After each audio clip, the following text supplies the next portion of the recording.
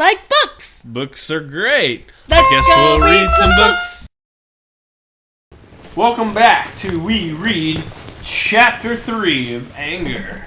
Are we on Chapter 3 already? Wow. Yeah, we're on Chapter 3 already. It's just that. Anger is just that much fun. In fact, I don't know why we haven't been more angry all along. Maybe we should just go get angry right now. Yes. Everybody get angry. Anger, handling a powerful emotion in a healthy way. People who fly into a rage always make a bad landing.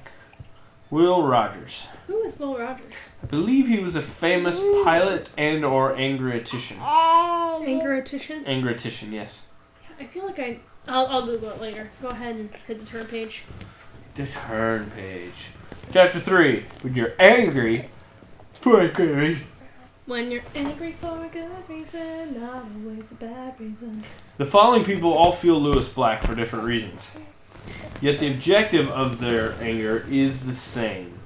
Can you recognize what it is? Kids, are you ready? Yay! Turn the page at the sound of the gong. Okay, these all have a common thread, and we're supposed to try to figure it out. Every time Monique attends a family gathering, she prays beforehand. Why? Because she knows her younger sister Felicia will get on her case about something. Her hairstyle, table manners, or by the way she treats her mother. Monique tries to maintain peace for her mother's sake, but inwardly she is furious. Ben is an independent consultant running his own business. One of his clients owes him a sizable amount. Ben is called, written, emailed, and dropped by in person. The client keeps promising, but the check is never in the mail. Ben is extremely angry and contemplating a lawsuit. Anna and Nate have been dating for months and are beginning to talk marriage. Anna loves Nate, but it bothers her that he invariably runs late. Now, as she waits for him to pick her up at her condo, she begins to feel the familiar irritation. Yep, there it is. Familiar irritation. Thank you, Gloria. Thank you for testing the microphone's ability to record loud and high-pitched noises.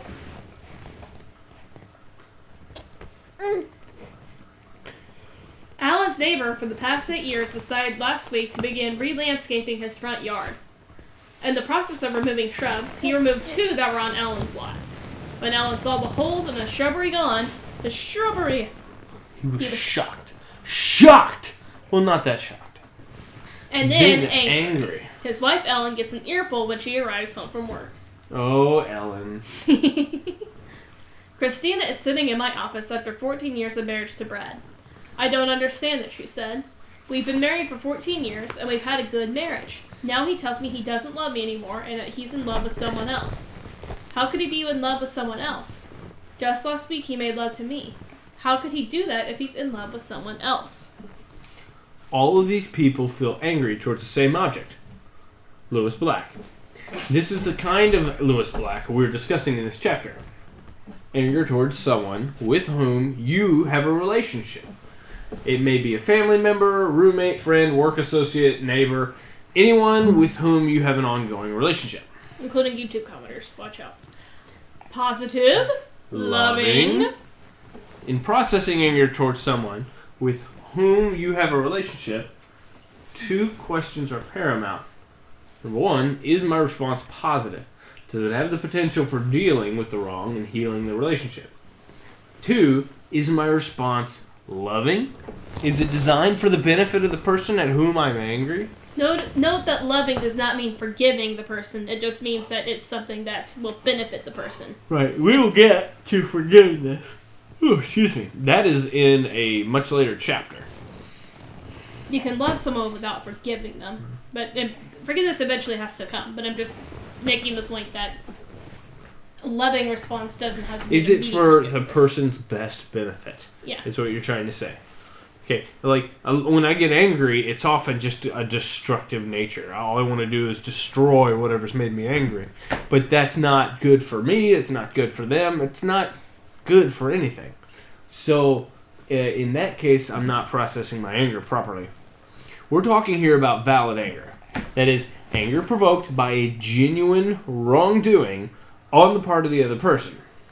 As in the above examples, how then should Monique, Ben, and the others deal with their valid anger? A very important point that we'll cover later. I counsel a 5-step process. Consciously acknowledging to yourself that you're angry. You have to admit you're angry. And then number 2 is restrain your immediate response. Count to 10, count to 100, count to 1,000. Count to whatever's necessary to restrain your immediate response.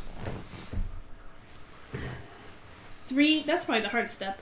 3 is locate the focus of your anger, analyze your options, and take constructive action. As we complete each step, we move toward making our anger productive. Yes, I'm angry! Yes, I am Lewis Black. First, consciously acknowledge to yourself that you are angry. That's obvious, you might reply. Anyone will know I'm angry. Perhaps the question is, are you conscious of your anger? Do you realize that you are angry? Oh my goodness, she just spit up all over me. Please read. Okay. Because the emotion of anger comes on so... Oh my goodness. You okay? Yeah, just keep going. I can't. No, go ahead. You can go on without me, it's alright. I can't turn the page. No, it's fine. Just keep reading. Oh, she spit up everywhere. Just read on without me. Okay. Just turn the page. I can't. I gotta take care of this. So go on. I know. I'm looking at her right now, viewers, and she's fine. He's just being a... Suddenly, often we are caught up in the verbal or physical response to anger before ever consciously acknowledging what is going on inside of us. We are far more likely to make a positive response to anger if we first acknowledge to ourselves that we are angry. I suggest you say the words out loud. I am angry about this. Now what am I going to do? Sometimes it helps if you see somebody else who is starting to lose their temper, say, are you angry? If they've gone through this 5-step process, usually they go, oh wait, yes I am. Mm-hmm. That means I need to stop and think, and it can help. Yeah. Provided they know that you're trying to walk them through this process. Because once you're aware that, hey, I'm angry, then you're also aware that I need to process this anger or I'm just going to continue to be angry. And that's the first thing, is to turn you on to the process by which we can, process it. Dr. Verbosity over here, everyone. We already covered that. Such statements place the issue squarely on the table. You are now not only aware of your anger, but you have distinguished for yourself the difference between your anger and the action you are going to take. You have set the stage for applying reason to your anger rather than simply being controlled by your emotions. This is an important first step in processing anger positively. As simple as this may sound, some Christians have difficulty with this. All their lives, they have been taught that anger is a sin. Thus, to admit that they are angry is to admit that they're sinning. But this is not the biblical perspective on anger, and I hope that the first 2 chapters have made it clear that the experience of anger is not sinful. It is a part of our humanity and reflects the anger God experienced by God himself. The Apostle Paul stated it clearly when he said, in your anger do not sin. The challenge is not don't get angry. The challenge is not to sin when we are angry.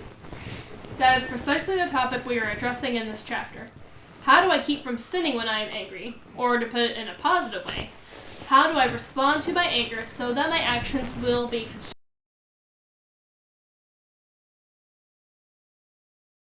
I like books! Books are great. Let's go read some books!